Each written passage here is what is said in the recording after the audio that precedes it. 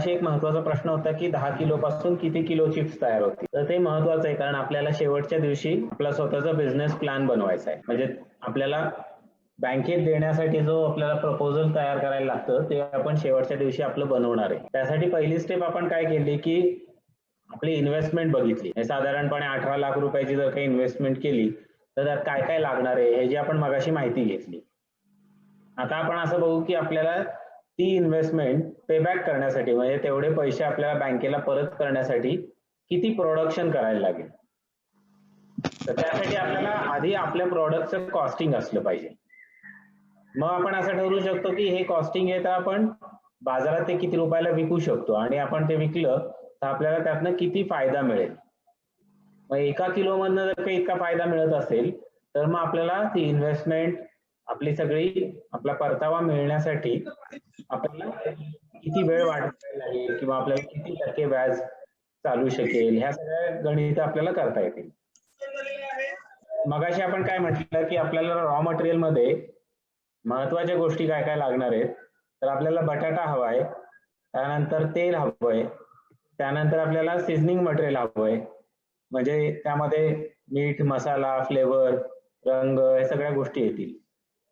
आपण मगाशी जी चर्चा केली नाही ते म्हणजे आपल्याला प्रत्येक चिप्सच्या मागं, प्रत्येक किलोच्या मागं काहीतरी आपल्याला त्याचं फ्युएल लागणार आहे. म्हणजे आपल्याला काही ना काही त्याचा इंधनाचा खर्च येणार आहे फ्राईंगसाठी. नंतर आपल्याला लेबर लागेल, आपलं काहीतरी इतर एक्सपेन्सेस असतील, म्हणजे ऑफिसचे रेकॉर्ड ठेवण्याचे, अकाउंट ठेवण्याचे आपले एक्सपेन्स असतील, आणि अदर एक्सपेन्सेस म्हणजे आपलं काहीतरी ट्रान्सपोर्ट असेल, काही मशीनचा मेंटेनन्स असेल. तर त्याचा डाव्या हाताच्या बाजूला त्याचं कॉस्टिंग दिलेलं आहे. आणि हे कॉस्टिंग करताना आपण शक्यतो तरी रेट सगळे हायेस्ट पॉइंटला घेतलेले आहेत. म्हणजे जास्तीत जास्त दर किती असू शकतील असं आपण त्याचं बघितलेलं आहे. तर आपण बटाटा जो घेणार आहे, मगाशी आपण बघितलं की 11 रुपये, 14 रुपये असा बटाट्याचा रेट होता. आपण इथं तो 15 रुपये किलो मागं पकडलाय.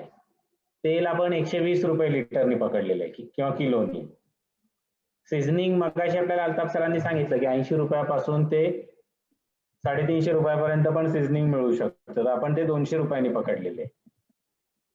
फ्युएल जे आहे ते आपण सध्या तरी लाकूड किंवा पेलेट पकडतोय.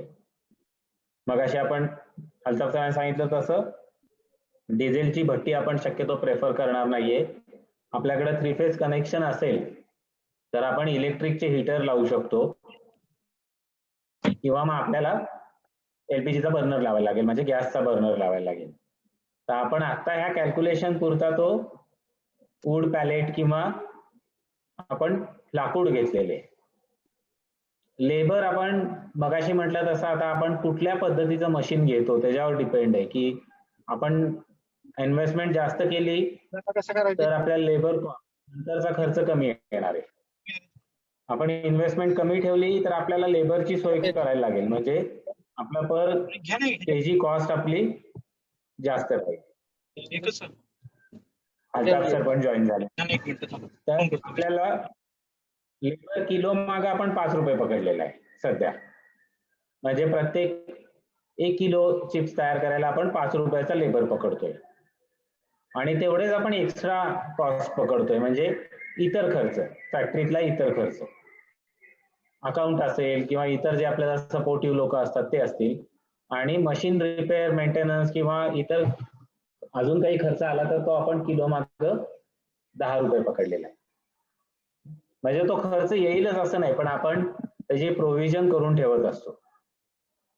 तर आपण जेव्हा चिप्स बनवतो बटाट्याचे तेव्हा आपण मगाशी म्हटलं की आपलं फिलिंग पर्सेंटेज आणि इतर वेस्टेज हे आपण कन्सिडर करत असतो. म्हणजे आपल्याला 1 किलो बटाट्यापासून 1 किलो चकत्या मिळणार नाहीत, त्याची साल जाईल किंवा चकत्या केल्यानंतर स्टार्च निघून जाईल. म्हणजे पाणी पण बघा त्या मशीन मधनं पांढरं पांढरं येत होतं, म्हणजे काही ना काही तिथं स्टार्च निघून गेल्यामुळे त्याचं वजनात घट होणार आहे. थोडे बटाटे जर का खराब असतील तर काही चकत्या छोट्या येतील की ज्या आपण काढून टाकू, आपण वापरणार नाही. तर आपल्याला साधारणपणे 4 किलो बटाटे लागतात 1 किलो आपलं चिप्स तयार होण्यासाठी, म्हणजे एकास 4 असं प्रपोर्शन आपलं आहे. म्हणजे आपण जेव्हा 15 रुपये रेट पकडला तेव्हा 60 रुपये आपले हे बटाट्याचे गेले. त्याच्यानंतर तेल किती लागेल, तर 1 किलो मागं आपल्याला साधारण, म्हणजे हे 4 किलो बटाटे आपल्याला तळण्यासाठी, 4 किलोचे चिप्स तयार करून ते तळण्यासाठी आपल्याला 300 ग्रॅम तेल लागेल. म्हणजे 1 किलो जेव्हा चिप्स तयार होईल तर ते तेल किती ओढून घेईल, तर प्रत्येक किलो मागं 300 ग्रॅम तेल ओढून घेतलं जाईल, ज्याला आपण ऑइल पिकअप म्हणतो. आता अर्थातच ऑइल पिकअप जर का आपल्या बटाट्याची क्वालिटी चांगली नसेल, आपला फ्रायर चांगला नसेल, अल्ताफ सरांनी सांगितलं जसं की स्वस्तातला फ्रायर घेतलाय, तर प्रत्येक किलो मागं तो एखादेच 400 ग्रॅम पण होईल. म्हणजे सुरुवातीला आपण फ्रायरचे पैसे वाचवलेले आहेत, पण नंतर प्रत्येक किलो मागं 100 ग्रॅम तेल आपण जास्त इन्व्हेस्ट करतोय. पण प्रॉपर जर का फ्रायर असेल, बटाट्याची क्वालिटी चांगली निवडलेली असेल, तर 300 ग्रॅम तेल लागेल, म्हणजे 36 रुपयाचं तेल लागेल. सीझनिंग बद्दल पण आपल्याला अल्ताफ सरांनी सांगितलं की 20 ग्रॅम पण वापरता येतं किलो मागं आणि 8 ग्रॅम पण वापरता येतं, म्हणजे 8% पण वापरता येतं आणि 20% पण वापरता येतं. तर आपल्याला चांगल्या क्वालिटीचं सीझनिंग आपण 200 रुपयाचं घेतोय, तर आपल्याला त्याच्या प्रिस्क्राईब लेवललाच वापरलं तर ते 16 रुपयाचं लागेल. आपण वूड मगाशी घेतलंय ते आपल्याला 10 रुपयाचं लागेल, लेबर, फॅक्टरी एक्सपेन्सेस आणि ऑदर, म्हणजे आपल्याला 142 रुपयाला 1 किलो चिप्स तयार होईल. ज्या वेळेला मार्केटमधनं आपण 15 रुपयांनी बटाटा घेणार आहे तेव्हा काही काही बॅचेस आपल्या अशा निघू शकतील की जिथं आपल्याला बटाटा 3 रुपये 4 रुपयांनी पण मिळतोय. पण आपण हायर रेटला पकडलं तर साधारण 142 रुपये किलो आपल्याला चिप्स पडतात. आता मगाशी म्हटलं तसं आपल्याला चिप्स बाजारात विकायचे कुठल्या ग्राहकाला आणि किती पॅकेजिंगच्या कॉस्टमध्ये, म्हणजे 5 रुपयाचं चिप्स आपण जर का पॅकेट बनवून विकू शकलो तर ते सगळ्यात जास्त परवडणार आहे. आपण जर का 1 किलो किंवा अर्धा किलोच्या पॅकमध्ये विकलं बेकरीला किंवा इतर जे लोक पुढं परत विकणार आहेत अशा ठिकाणी तर आपल्याला कमी मार्जिन ठेवायला लागेल. पण आपण सध्या असं म्हणूयात की आपण 320 रुपये किलोनी आपण चिप्स विकणार आहे, म्हणजे अगदी लेस सारखं 1000 रुपये किलोनी पण आपलं जाणार नाही किंवा बालाजी सारखं 700-800 रुपये किलोनी पण जाणार नाही आणि अगदीच आपण 200 रुपये किलोनी पण विकणार नाही. आपण सेमी ब्रँडेड, कारण आपण बाकी सगळ्या गोष्टी चांगल्या ब्रँडेड वापरलेल्या आहेत, त्यामुळे आपण त्याचे MRP 320 रुपये ठेवलेली आहे. आता जे लोक विकणार आहेत पुढं त्यांना किलो मागं आपल्याला काहीतरी मार्जिन द्यायला लागेल. हा 320 रुपये आपण फायनल ग्राहकाचा रेट धरलेला आहे, तर तो आपल्याला त्याला काहीतरी मार्जिन ठेवायला लागेल, म्हणजे त्यांना पण आपल्याला काहीतरी पैसे द्यायला लागतील. आपण किलो मागं ते 100 रुपये पकडलेले, म्हणजे आपल्याला 320 रुपये मिळणार नाहीयेत, आपल्याला 242 रुपयेच मिळणार आहेत. आणि परत आपण त्याच्यावर एक मार्जिन मनी ठेवलेलं आहे, म्हणजे आपण प्रोडक्शन कॉस्ट मधनं मार्जिन मनी पण वजा केलाय. मग आपण आपल्याला 242 म्हणजे 100 रुपये आपल्याला प्रॉफिट होत होता, पण आपण तो जो मार्जिन मनी ठेवलेला आहे म्हणजे आपण त्या रिटेलरला जो विकणार आहे तो किलो मागे 100 रुपये काढणार आहे, पण आपण त्याला देताना त्याच्यापेक्षा अजून कमी किमतीला देणार आहे. त्यामुळे प्रत्येक किलो मागे आपल्याला 78 रुपये प्रॉफिट होईल, असं आपण आपलं नियोजन करू शकतो. तर मगाशी म्हटलं तसं की आपल्याला जर का बटाटा अजून स्वस्त मिळाला किंवा आपण जर का मार्जिन मनी मध्ये काही पैसे वाचवू शकलो किंवा अदर एक्सपेन्सेस जे आहेत बघा 10 रुपये तिथं आपण काही खर्च कमी करू शकलो तर आपलं प्रॉफिट मार्जिन अजून पण वाढू शकतं. एक काम करा ना, तर आपण आता इथे 1 मिनिट थांबून ह्या कॉस्टिंग चर्चा करू, कारण ह्याच्यावर बरेच प्रश्न असू शकतील. मगाशी काही जण विचारत होते की 10 किलो बटाट्यापासून किती किलो चिप्स तयार होतील. तर इथं आता काही कोणाला प्रश्न आहेत का, खास करून जे वेबिनारला नव्हते, म्हणजे बचत गटाचे लोक असतील किंवा इतर लोक असतील, तर त्यांना काही प्रश्न असतील तर ते विचारू शकतात. मला प्रश्न आहे. हा विचारा ना. हॅलो, हा सर, आपण लेबर चार्जेस जो लावलाय 5 रुपये, तर तो कसा लावलाय? बरोबर. आपण आता मगाशी म्हटलं तसं आपली प्रोडक्शन कॅपॅसिटी जी आहे ती दिवसाला म्हणजे आपण कमीत कमी 30-25 किलो पर आवर असं आपण प्रोडक्शन करणार आणि 8 तास करणार. म्हणजे 200 किलो आपण तयार करणार. 200 किलो फायनल प्रोडक्ट आपण तयार करणार. 200 किलो आपण जर का फायनल प्रोडक्ट तयार करत असू तर आपल्याला 2 ते 3 लेबर लागणार. आणि त्या 3 लेबरचा साधारण आता मार्केटला जो रेट चालू आहे तो आपण डिवाइड करून प्रत्येक किलो मागं घेतलेला आहे. म्हणजे आपण 1000 रुपये रोजचे लेबरवर खर्च करणार आहे. तर 1000 रुपयामध्ये आता मार्केटमध्ये साधारणपणे जो काही लेबर चार्ज चालू आहे 8 ते 10,000 रुपये प्रति दिवस किंवा 8 तासाचे असे लेबर आपण तिथे घेणार. इथं काढताना आपण कॉस्टिंग पर केजीची काढलेली आहे. म्हणजे आपल्याला त्याचं मार्जिन समजायला सोपं जातं. आता 1000 रुपयामध्ये तुम्हाला तो लेबर चार्ज कसा डिवाइड करायचा आहे म्हणजे एक सुपरवायझर असेल तर त्याला दिवसाचे आपल्याला 400 रुपये द्यायचे का म्हणजे तो 12,000 रुपयाचा असेल का. उरलेले जे 2 म्हणजे त्यातला एक परत सुपरवायझरच्या हाताखालचा टेक्निशियन असेल आणि एक हेल्पर असेल तर मग एक 300 रुपयाचा असेल एक 250 रुपयाचा असेल तो आपला प्रश्न झाला. किंवा ज्या वेळेला महिला बचत गट काम करतात त्यावेळेला असं काही होणार नाही. प्रत्येकाला समानच हिस्सेदारी मिळेल. म्हणजे 200 किलोचं जर का प्रोडक्शन केलं दिवसाला तर प्रत्येक बाईला साधारणपणे 350 रुपये असं आपल्याला डिवाइड करून द्यायला लागेल. सर याच्यामध्ये लाईट पकडली नाही कुठेच. हो, कारण आपण काय केलेलं आहे ह्याच्यामध्ये आपण अदर एक्सपेन्सेस मध्ये म्हणजे आपल्याला लाईट कशासाठी लागणार आहे मुख्य करून तर आपल्याला मुख्य करून ती आपल्या कढईसाठी लागणार आहे. पण आपण इथं कढई वूड फायरवर घेतलेली आहे. पॅकेजिंग मशीनसाठी लाईट लागते पण ती खूप कमी लागते.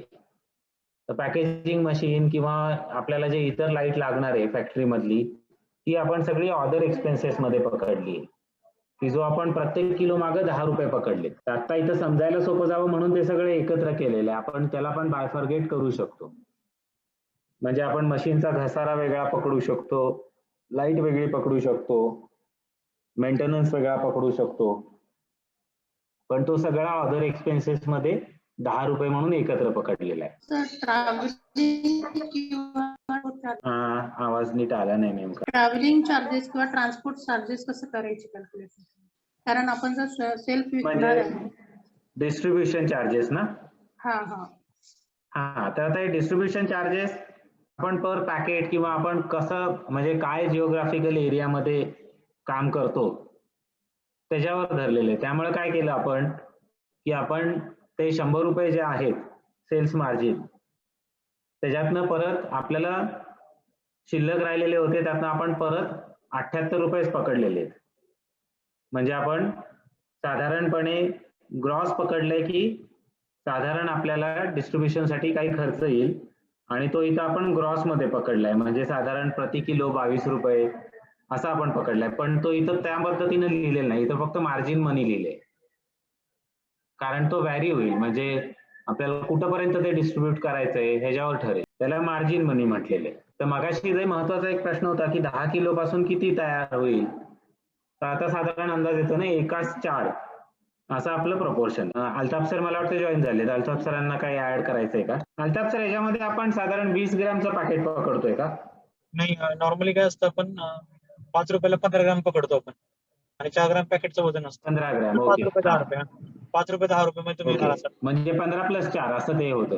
हो असं हा, असतं. हा. त्याच्यामध्ये ऑटोमॅटिकली तिची बरोबर ग्रॉस वेट म्हणजे नेट वेट 15 ग्रॅम. हो आणि 4 ओके ग्राम बरोबर. वेट असतं. ओके 18-19 ग्रामचा तो पाऊच दिसतो. हा म्हणजे मॅडम जे विचारत होता ना मला की म्हणजे तुम्हाला विचारत होता की ट्रान्सपोर्टेशन कसं पकडलं जातं. हा आता काय असतं माहितीये का ट्रान्सपोर्टेशन जे आहे ना आपण हे 80% हा जो आहे ना ही एअर आहे आणि 20% ऍक्च्युअल मटेरियल आहे. आपण हवाच ट्रान्सपोर्ट करतो. तर त्यासाठी काय माहितीये का ज्यावेळेस पण तुम्ही डिलिव्हरी द्याल ना एक तर तो आपला जो जिओग्राफिकल एरिया ह्या कॅपॅसिटीच्या प्लांटला 50-60 किलोमीटरच्या वर जायची गरजच नाही तुम्हाला. त्याच्या आधीच तुमचा धंदा होणार. आणि ज्यावेळेस पण तुम्ही डिस्ट्रीब्युटरला द्याल ना त्या दुकानात द्याल ना तर तो गाडी लोड असला पाहिजे म्हणजे छोटा हाती तरी कम्प्लीट कमी भरलेला पाहिजे. असं तुम्ही तुकड्या तुकड्यामध्ये दिलं ना किंवा 10 किलो 20 किलो तर ती ट्रान्सपोर्टेशन कॉस्ट कधीच मॅनेज होत नाही. तर तुम्हाला लिटरली ना म्हणजे समजा आता तुम्ही काम चालू केलंय गाडी भरली एका रूटला चालली एका रूटमध्ये जेवढे पण दुकान आहेत ती करत करत झाली तर पूर्ण माल संपलेला पाहिजे आपला. तर ऍव्हरेज जे आहे म्हणजे पर पाऊच आपण म्हणतो ना ट्रान्सपोर्टेशन जे सगळेजण पकडतात ते हे साधारणतः तुमचा आहे ना हा 30 पैशाच्या वर कधीच पर पॅकेट कधीच 30 पैसे की खूप म्हणजे हे म्हणजे ह्याच्यावर कधी जातच नाही आणि लोकांचे 8 पैसे 10 पैसे पण मध्ये पण काम करतात. बरोबर. म्हणजे आता मी परत एकदा तेच वेगळ्या भाषेत सांगतो. वेगळ्या भाषेत म्हणजे वेगळ्या पद्धतीने ते मांडतो म्हणजे मग अजून क्लॅरिटी येईल किंवा काही प्रश्न पडतील. तर आता आपण असं म्हटलं की आपण 15 ग्रॅम एका पॅकेटमध्ये आपण 15 ग्रॅम चिप्स भरणार. म्हणजे आपण 142 रुपयामध्ये आपल्याला 66 पाकिटं तयार होणार. कारण 142 रुपये किलो आपल्याला ते पडलेले. तर आपल्याला साधारणपणे 2 रुपये 15 पैशाला नुसतं चिप्स पडणार. आपण त्यात अजून पॅकेजिंग म्हणजे ते पाऊच आणि बाकी गोष्टी धरलेल्या नाहीयेत. हो बरोबर. म्हणजे तो खर्च एक्स्ट्रा आहे. तर 2 रुपये 15 पैशाला 15 ग्रॅम असे आपल्याला ते चिप्स पडणार की ज्याच्यावर MRP म्हणजे ग्राहकासाठीची किंमत 5 रुपये लिहिलेली आहे. हो आता आपल्याला अल्ताफ सरांनी सांगितलं की त्याच्यात डिस्ट्रीब्युशन कॉस्ट जी आहे ती 30 पैसे आहे. म्हणजे ते 2 रुपये 45 पैसे झाले. आता परत एकदा आपण असं म्हणतोय की हे 66 पाकिटं विकल्यानंतर त्या आपला जो म्हणजे विकणारा जो माणूस आहे तो टपरीवाला असं आपण म्हणू टपरीवाला हॉटेलवाला तर प्रत्येक पाकिटामागे त्याला 1.5 रुपये मिळणार आहे. नाही कसं असतं माहितीये का तर सर आपण असं त्याला 100 रुपयाचं मार्जिन ठेवलेलं आहे म्हणजे नाही, 2 ते रुपये पण 45 पैसे अधिक 1.5 नाही कसं नाही तसं नसतं सर कधी. तर ह्याच्यामध्ये काय असतं ह्याच्यामध्ये जे मार्जिन असतं ना जो दुकानदार असतो ना शेवटचा त्याला 25% मार्जिन देतो आपण मॅक्सिमम म्हणजे 1 रुपया 5 रुपयाच्या ह्याच्यामध्ये त्याला 1 रुपया भेटतो. 1 आणि रुपया जो ओके. डिस्ट्रीब्युटर असतो ना डिस्ट्रीब्युटर आणि रिटेलर ह्यांना मिळून आपण 50 पैसे देतो म्हणजे आपण 3.5 रुपयाला पाऊच विकतो. ओके ओके ओके ओके बरोबर. मी एक काम करतो इथं एक नवीनच स्लाइड ओपन करतो म्हणजे मग कन्फ्युजन झालं असेल कोणाचं तर ते क्लिअर होईल. म्हणजे डिस्ट्रीब्युटर आणि कोण काय इथं हॅलो अल्ताफ हा सर बोला बोला हा बोला. डिस्ट्रीब्युटर आणि कोण म्हटले की त्याला आपण आवाज ब्रेक होतोय थोडा. डिस्ट्रीब्युटर आणि रिटेलर असे हा प्रकार असतो. म्हणजे आता समजा तुम्ही माल बनवला ना ओके हा तुम्ही काय करता तुम्ही माल बनवता एक डिस्ट्रीब्युटर असतो त्याला तुम्ही माल पूर्ण डंप करता. समजा एक लोड गाडी पूर्ण डिस्ट्रीब्युटर कडे जाते त्याच्या गोडाऊनला तो स्टोअर करतो आणि तो काय करतो त्याच्या गाडीनी तो सगळा माल जे शॉपीज असतात रिटेल शॉप त्याच्यामध्ये तो काय करतो तो आपल्याकडून 3.5 मध्ये घेतो 50 पैसे मार्जिन ठेवतो आणि दुकानदाराला तो 4 रुपयाला देतो आणि दुकानदार काय करतात दुकानामध्ये विकून प्रत्येक पाऊच मागे 1 रुपये कमवतात. आणि ही जी केस असते ना जे एकदम असे ब्रँडेड कंपनी असतात ते फक्त 30 पैसे देतात दुकानदाराला आणि 20 पैसे डिस्ट्रीब्युटरला देतात. म्हणजे 4.5 रुपयामध्ये ते लोक पाऊच विकतात बाकीचे लोक ब्रँडेड कंपनी जसे लेज आहे बालाजी आहे हल्दीराम. आणि आपण काय करतो आपण ते 3.5 मध्ये विकतो. आणि काय असतं शेवटी अल्टिमेटली आहे ना लोकल का जास्त चालतं अजून पण कारण दुकानदार जो आहे ना दुकानदार आपला कस्टमर आहे एंड कन्झ्युमर आपला नंतर कस्टमर बनतो. तर दुकानदार काय म्हणतो की बाबा मी लेजचं विकून मला फक्त 20-30 पैसे भेटणार आहेत त्याच्याऐवजी मी नॉन ब्रँडेड विकेल जिथे मला 1 रुपया भेटेल. आपल्या प्रोडक्टला तो जास्त पुश करतो ब्रँडेड पेक्षा. समजलं मॅडम पण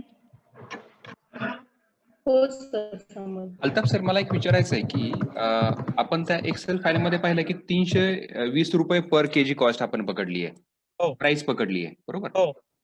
तर त्या 320 रुपयामध्ये किंवा वरती आपण 142 रुपये म्हणतो ना हा. खर्च याच्यामध्ये पॅकेटचा पण खर्च आहे का? नाही पॅकेटचा खर्च आणखी ऍड होणार ना सर त्याच्यामध्ये. अच्छा मग हे सेल्स मार्जिन होईल म्हणजे तेच मला आता विचारायचं होतं. आता बघा आपण काय केलं माहिती का 320 जे पकडले ना सर जी कॉस्टिंग पकडली आहे ती कॉस्टिंग Price कशी झाली. पकडली आपण की 1000 किलो मध्ये 15 ग्रॅमचे 66 पाऊच बनतात. हा हा हा तर 66 मल्टिप्लाय बाय 5 हा तर ती आपली ती कॉस्ट आली म्हणजे जी MRP आपली. हा बरोबर. आता 66 पाऊच आहे ना त्याच्यामध्ये जो पाऊच आहे ते साधारणतः तुम्ही 60 पैसे 70 पैसे पकडा प्रत्येक पाऊचची कॉस्ट त्यात ऍड होते. आपण काय करतो 3.5 मध्ये विकतो मार्केटमध्ये. ओके बरोबर. काय लोक काय करतात म्हणजे ज्यांचे मोठ्या कॅपॅसिटीचे प्लांट आहेत ज्यांचे ऑटोमॅटिक आणि मोठ्या कॅपॅसिटीचे प्लांट आहेत तर ते काय करतात डिस्ट्रीब्युटर नाही पकडत एकच सुपर स्टॉकिस्ट पकडतात. पूर्ण माल त्याच्याकडे ट्रक लोड जातो आणि तो डिस्ट्रीब्युटर काय तो सुपर स्टॉकिस्ट काय करतो त्याच्या डिस्ट्रीब्युटरला पाठवतो डिस्ट्रीब्युटर रिटेलरला पाठवतो. हा, मग हा. त्या कंडिशन मध्ये जे लोक आहेत ना ते 3 रुपये 15 पैसे 3 रुपये 20 पैसे असं विकतात मोठ्या प्लांटवाले लोक कारण तिथे व्हॉल्यूम असतो. बरोबर. आता आम्ही स्क्रीनवर मांडलेलं आहे बघा सचिन सर. म्हणजे अल्ताफ सरांनी जो आता डिफरन्स सांगितला तो पण त्यातनं दिसतोय की आपण म्हणजे डिस्ट्रीब्युटर आणि हे दोन फरक केलेला आहे. म्हणजे आपण इथनं सुपर स्टॉकिस्ट काढलेला आहे म्हणून तो आपल्याला थोडासा 50 पैशाचा मार्जिन जास्त दिसतोय. हो आता आपलं जर का प्रोडक्शन जास्त असेल आणि सुपर स्टॉकिस्ट असेल तर तो बरोबर 5 रुपयाचा हिशोब येईल. तर 2 रुपये 15 पैशाला फक्त चिप्स पडले, मोकळे चिप्स. 60 पैशाला पाऊच, 50 पैशाला डिस्ट्रीब्युशन, सेल्स मार्जिनला 1 रुपया म्हणजे रिटेलरला, आणि आपण परत एकदा 30 पैसे एक्स्ट्रा टाकलेले ट्रान्सपोर्टचे. म्हणजे 2 डिस्ट्रीब्युटर आहेत, एक आपल्याकडनं घेऊन जाणारा आणि एक परत लोकल डिस्ट्रीब्यूट करणारा असं. तर 4 रुपये 55 पैसे पण याच्यात अजून स्टॉकिस्ट नाहीये. तर स्टॉकिस्ट झाला तर अजून ते 40 पैसे 30 पैसे अल्ताफ सर सांगतात तसे वाढतील. अडचण आहे काही कळत नाहीये. मग आपल्या ह्या महिला बचत गटाच्या महिला सर ह्या कॅल्क्युलेशन मध्ये फक्त मग 45 पैसेच नफा होणार का? पण जेव्हा 5 रुपयामध्ये विकू ना मॅडम, 5 रुपयामध्ये तुम्ही विचार करा 200 समजा आपण फक्त 200 किलोची गोष्ट करतोय. ओके, 200 किलो इंटू 45 पैसे 45 किती 45 पैसे तुम्ही करा ना, म्हणजे 50 पैसे जरी पकडले तर तेवढं तर तुमचं डायरेक्ट ऍक्च्युअल प्रॉफिट आहे. आणि मल्टिप्लाय 25 करा आणि मल्टिप्लाय 12 करा, तुम्हाला समजून येईल की आपण जी प्लान मध्ये इन्व्हेस्टमेंट केली ती कधीच निघून गेली. म्हणजे हा व्हॉल्युमचाच धंदा आहे. व्हॉल्युम मध्येच हो. आपल्याला तो जितका तुम्ही आपण जेवढं व्हॉल्युम घेऊ. कसं असतं माहितीये का सर, की जेवढा तुमचा तो छोटा प्लांट असेल त्याचा बरोबर. आरओआय लेट असतो, आणि जेवढा मोठा प्लांट असेल ना तेवढा आरओआय लवकर असतो, कारण नंबर जास्त असतात. हॅलो, हा, बोला. सेल्स मार्जिन म्हणजे आपण दुकानदाराला सेल्स मार्जिन म्हणजे दुकानदाराला ते त्याच्या हातात एक म्हणजे 4 रुपयाला पडणार. 5 रुपये एमआरपी असेल तर दुकानदारापर्यंत पोहोचेपर्यंत 4 रुपये होणार त्याचे. सर एरिया काय म्हटले मग तुम्ही किती? एरिया म्हणजे आपला जर का प्लांट छोटा असेल म्हणजे आपली इन्व्हेस्टमेंट छोटी असेल तर आपण डिस्ट्रीब्युशन एरिया पण छोटाच ठेवायला लागतो, कारण आपली प्रोडक्शन कॅपॅसिटी छोटी असते. म्हणजे 50 ते 60 किलोमीटर मध्ये आपलं मार्केटिंग झालं पाहिजे, आपली विक्री झाली पाहिजे. आपलं 50 ते 60 किलोमीटर मध्येच आपली सगळी विक्री झाली पाहिजे. आणि त्यासाठी पण आपण रूट सिलेक्ट करायचे. म्हणजे आपली गाडी एकदा त्या रूटला गेली तर त्या भागातले सगळ्या दुकानांना आपला माल पोहोचला पाहिजे. म्हणजे मग आपल्याला ती ट्रान्सपोर्टेशन कॉस्ट परवडते. आणि ज्या वेळेला आपला छोटं व्यवसाय असतो, म्हणजे ज्या वेळेला आपला बेसिकली आपण जेव्हा आता 200 किलो पर डे म्हणतोय त्यावेळेला हे पण 50 पैसे आपलेच असणार आहे. म्हणजे हे 50 पैसे पण आपणच ठेवणार. आपण इथं डिस्ट्रीब्युटर नेमणार नाही एवढ्या छोट्या एरियासाठी. नाही, आपण डायरेक्ट विकणार. आपण डायरेक्ट 4 रुपयाने टाकणार. बरोबर, आपण डायरेक्ट त्या दुकानदाराच्या दारामध्ये 4 रुपयांनी त्याला देऊन टाकणार. म्हणजे ते 45 पैसे आणि हे 50 पैसे असं आपलं प्रॉफिट मार्जिन असला पाहिजे. साधारणपणे 1 रुपया. म्हणजे दुकानदार जो विकतोय त्याला 1 रुपया मिळणार आणि आपण मॅन्युफॅक्चर करतोय, आपण हा सगळा सेटअप लावतोय, ते तयार करतोय, तर आपल्याला किलो मागे 1 रुपया मिळणार. तर 200 किलोची जर का आपली कॅपॅसिटी असेल तर आपल्याला 400 रुपये रोजचे मिळाले पाहिजेत. सगळा खर्च सोडून. म्हणजे आपण त्यामध्ये एक्स्ट्रा खर्च पण धरलेला आहे बघा. आपण हा ऑफिस एक्सपेन्सेस 10 रुपये धरलेले आहेत, म्हणजे त्यात सगळा खर्च आलेला आहे. हे आपलं निव्वळ नफा आहे. त्यात आपण बाकी सगळा खर्च धरलेला आहे. लेबर धरलेला आहे, फॅक्टरीतले एक्सपेन्सेस धरलेले आहेत, म्हणजे अगदी टॅक्स वगैरे सगळं धरलेलं आहे त्यात. तर आपण पुढं आपण परवाच्या दिवशी 3ऱ्या दिवशी आपण ह्याचं कॅल्क्युलेशन करणार आहे. म्हणून मी मध्ये मध्ये नोट्स पण लिहून ठेवल्यात की आपल्याला जर का आपण कर्ज काढलं तर आपल्याला ते कर्जाचा हप्ता किती परवडेल त्याचं आपण कॅल्क्युलेशन करणार. शिंदे मॅडम मगाशी सेल्स विषयी काहीतरी विचारत होता, मार्केटिंग विषयी. मला वाटतं की त्यांना एक अंदाज आला असेल की आपल्याला किती विक्री करायला लागेल. हो सर, मला असं विचारायचं होतं की आपलं मार्केटिंग किती होईल त्याच्यावर आपण मशीन खरेदी करू शकतो, असा प्रश्न होता माझा. नाही, बरोबर ना. म्हणजे सगळ्यात शेवटी विक्री झाली पाहिजे ही तुमची चिंता होती, बाकी काही नव्हतं. म्हणजे विक्री झाली तर तुम्ही काय 1 कोटीचा सुद्धा प्लॅन घ्याल, बरोबर ना? हो हो हो. सो आता ह्या गणितामधनं तुम्हाला कळेल की कशा प्रकारे विक्री होऊ शकते.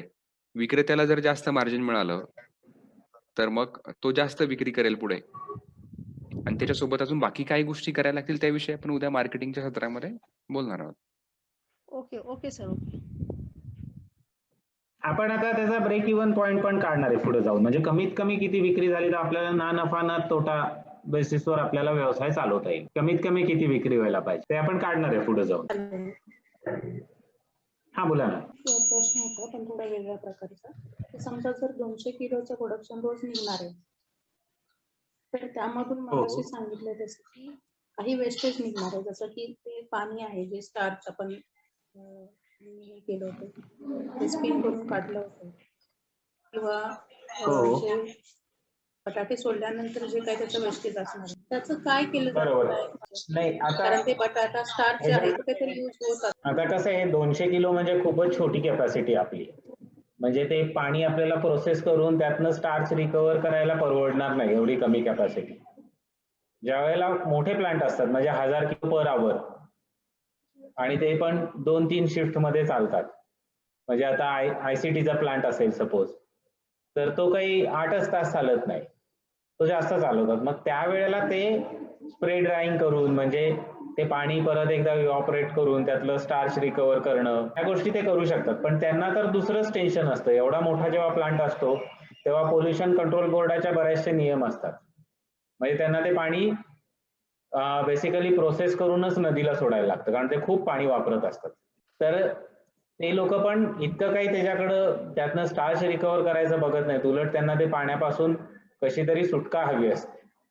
म्हणजे आता रांजणगावचा जो आयसीटीचा प्लांट आहे, तिथं जे एखादी बॅच ओव्हर फ्राय झाली काही कारणामुळे किंवा जे तुटलेले चिप्स असतात त्या सगळ्याची परत भुकटी करून ते सगळं अॅनिमल फीड इंडस्ट्रीला जातं. म्हणजे पोल्ट्रीला वगैरे ते सगळं विकून टाकतात. पण ते काही त्यातनं प्रॉफिट मार्जिन मिळेल म्हणून विकत नाहीत. ते फक्त त्यांना त्यातनं सुटका हवी असते. अदरवाईज ते कुठेही त्यांना टाकता येत नाही. ते वेस्ट म्हणून त्यांना ट्रीट करायला खूप खर्च येतो. त्यामुळे ते असे वेंडर नेमतात की जे लोक ते घेऊन जातील. पण आपण आता ह्या ज्या स्केलला विचार करतोय साधारणपणे 25 किलो पर आवर किंवा मॅक्झिमम 100 किलो पर आवर, तिथं आपल्याला वेस्ट वॉटर मधनं काही गोष्टी रिकव्हर करणं तसं लगेच शक्य नाही होणार. मग त्यात परत वेगळी इन्व्हेस्टमेंट असते ते करण्यासाठीची, आणि त्या मशीन परत ब्रेक इव्हनला येतील का हेही आपल्याला बघायला लागतं. तर सध्या तरी आपण ते पाणी कमीत कमी ट्रीटमेंट करून आपल्याला कुठतरी गटरामध्ये किंवा दुसरीकडे सोडून देता येईल एवढंच आपण. सर मला एक प्रश्न पडलाय की आपण जर 100 किलो एका तासाचं म्हणजे प्लांट असेल एखादा, तर ते पॅकिंग करताना 100 किलो एका तासात होईल का परत? हो, म्हणजे पॅकेजिंग मशीन पण तशाच असतात ना त्या प्लांटला हा, तसंच तसं. Automatic machine. जसं जसं आपण पुढे पुढे जाऊ तसं हे प्रश्न पडत जातील सर. हो बरोबर. आपण ऍक्च्युअल वर्कआउट करू तेव्हा फरक पडेल. हो, खूप फरक पडतो. बरोबर. तर मग आपण आता काय बघितलं की आपल्याला ऑप्शन्स काय काय आहेत विक्रीसाठीचे. तर आपण एकतर डायरेक्ट होलसेल मध्ये विकू शकतो, म्हणजे बेकरी, वेगवेगळ्या बेकरी किंवा जिथं आपल्याला पाऊच बनवायचे नाहीयेत, डायरेक्ट विकायचंय तिथं आपल्या आजूबाजूच्या ठिकाणी काय रेट चालू आहे. सपोज आता मी पाबळमध्ये प्लांट टाकला, तर पाबळमधली बेकरी रिटेलला चिप्स कसं किलो विकते त्याचा आपण थोडासा आधी अभ्यास केला पाहिजे. मग तिथं आपण 150 ते 200 रुपये किलो विकू शकणार आहे का? 150 रुपये किलोनी आपण विकलं तर आपल्याला परवडणार नाही, कारण आपण 142 रुपये 15 रुपये बटाटा घेऊन परवडणार नाही. मग आपल्याला तिथं 5 रुपयांनी बटाटा मिळाला पाहिजे, तर आपल्याला हे कॉस्टिंग जमू शकेल. किंवा आपले जे इतर एक्सपेन्सेस आपण 10 रुपये किलो मागे पकडले ते पण आपल्याला कमी करायला लागते. म्हणजे मग आपल्याला तिथं साधारण 150-200, पण मला वाटतं अल्ताफ सर आता 350-400 रुपयाच्या खाली जर कुठंच विकलं जात नसेल, 300-350 रुपयांनी तरी विकलं जात असेल होलसेलला जरी विकलं तरी, तर त्या पद्धतीने आपल्याला विचार करायला लागेल. दुसरं आपण बघितलं की सेमी ब्रँडेड, म्हणजे आपणच पाऊच बनवून विकणार. त्यात आपल्याला पाऊचचा खर्च येतो, आणि मग आपण ते आत्ताचं जे गणित काढलं 15 ग्रॅमचं पॅकेट असेल तर आपल्याला 142 रुपये आली आहे, पण आपण 320 ऍक्च्युअल आपण हिशोब केला तर ते 333 रुपये होत आहे. आणि मग डिस्ट्रीब्युटरचं मार्जिन, रिटेलरचं मार्जिन, डिस्ट्रीब्युटर जर का आपण ठेवला नाही तर ते 10% आपल्यालाच मिळतील, त्याबद्दल आपण बोललो. आणि त्याच्या पुढची स्टेप अल्ताफ सरांनी सांगितली किंवा आपण जे आता डिस्कस केली ती म्हणजे 100 किलो तासाला किंवा 500 किलो तासाला, 1000 किलो तासाला, असं जर का आपण प्लांट घेतला तर मग आपल्याला आपला ब्रँड एस्टॅब्लिश करायला लागेल, त्यासाठी ऍडव्हर्टाइजमेंट करायला लागेल आणि मग आपण मॉलमध्ये किंवा इतर ठिकाणी पण तो माल विकू शकतो. कारण असं आपल्याला डिसाईड करायला लागेल की आपल्याला कुठं त्याचं मार्केटिंग करायचंय. त्याच्यानुसार आपल्याला ती कॉस्टिंग वर्कआउट करायला लागते. इथंपर्यंत क्लिअर आहे का? काही डाऊट नाही येत ना आता? तर मला वाटतं सचिन सर आज आपल्याला प्रोडक्शन कॉस्ट पर्यंतच बघायचं होतं. उद्या परत आपण मार्केटिंग बद्दल बोलणारच आहे आणि आपण परत ऑटोमेटेड मशीन बद्दल आणि मोठा प्लांट म्हणजे शिंदे मॅडमचा जो प्लांट आहे उद्या ज्यांचा आपण इंटरव्ह्यू घेणार आहे त्यांचं तर मला वाटतं 1000 किलो पर आवरची कॅपॅसिटी आहे ना? 100 kilo per hour. 100 100 kilo kilo per hour आहे. ओके. Final product. मग आपल्याला त्यांच्याकडनं तर बऱ्याच गोष्टी शिकता येतील की म्हणजे त्यांनी मार्केटिंगचा प्लॅन कसा केलाय, वेस्ट वॉटर ट्रीटमेंटचं ते काय करतायत का, किंवा शेडचा किती खर्च आला, मशीनचा किती खर्च आला, हे सगळंच आपण त्यांच्याशी उद्या बोलूयात. आणि मग त्यांची फॅक्टरी कशी दिसते ते पण आपण उद्या बघणार आहे ना? येस, उद्या आपण फॅक्टरी टूरनं सुरुवात करतोय सकाळी. ओके. त्याच्यामध्ये मग त्यांची फॅक्टरी बघता येईल, त्यांचं प्रोडक्शन युनिट बघता येईल आपल्याला आणि त्यांनाही बाकीचे बरेचसे प्रश्न आपल्याला विचारता येतील जे की बाकीच्यांचे पण. त्यानंतर आपण मग मार्केटिंग वरती थोडंसं बोलणार आहे की कसं मार्केटिंग तुम्हाला करण्याची गरज आहे. ज्याचा ओव्हरव्ह्यू आता तुम्ही दिला की जर जास्त 100 किलो प्रति तास किंवा अशा कॅपॅसिटीमध्ये जर तुम्ही गेलात तर मग तुम्हाला मॉडर्न मार्केटिंगच्या वेगळ्या टेक्निक्स किंवा त्याचं बजेट तसं ठेवायला लागेल.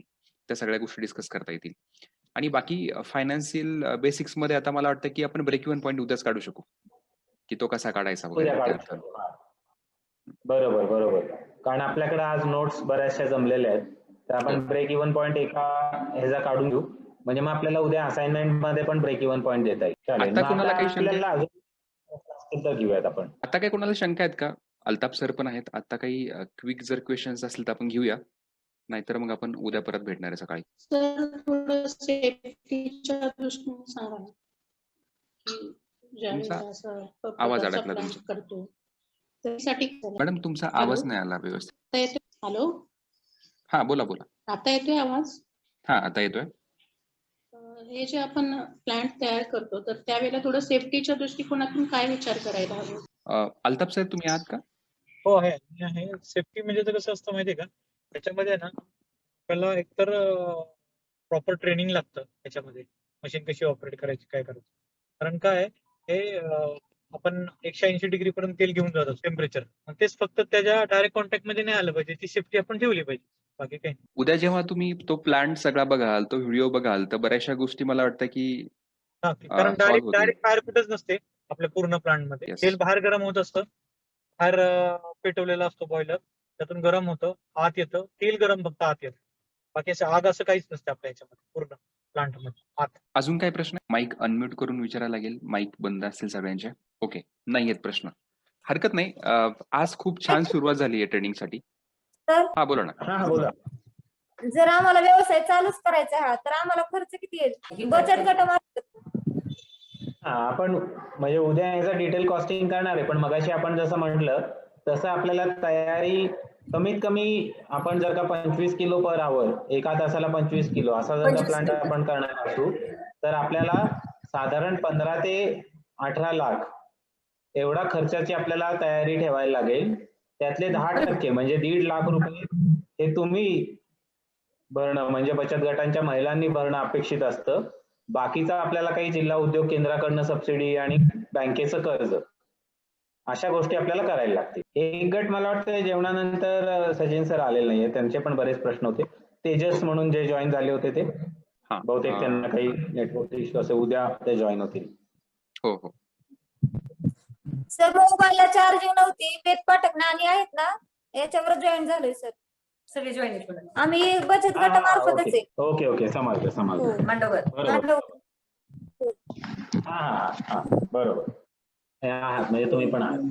हॅलो. आपण उद्या काय करूया, उद्या आपण म्हणजे ह्या 3 दिवसामध्ये तुम्हाला तुमचं एक प्रपोजल तयार होईल असंच आपण प्रयत्न करू म्हणजे ते बँकेला तुम्हाला दाखवता येईल. चालेल. मग मला वाटतं की खूप चांगली सुरुवात झाली आहे आणि पहिल्या दिवशीच खूप चांगल्या प्रकारे बिझनेस कळालाय असं म्हणायला हरकत नाहीये.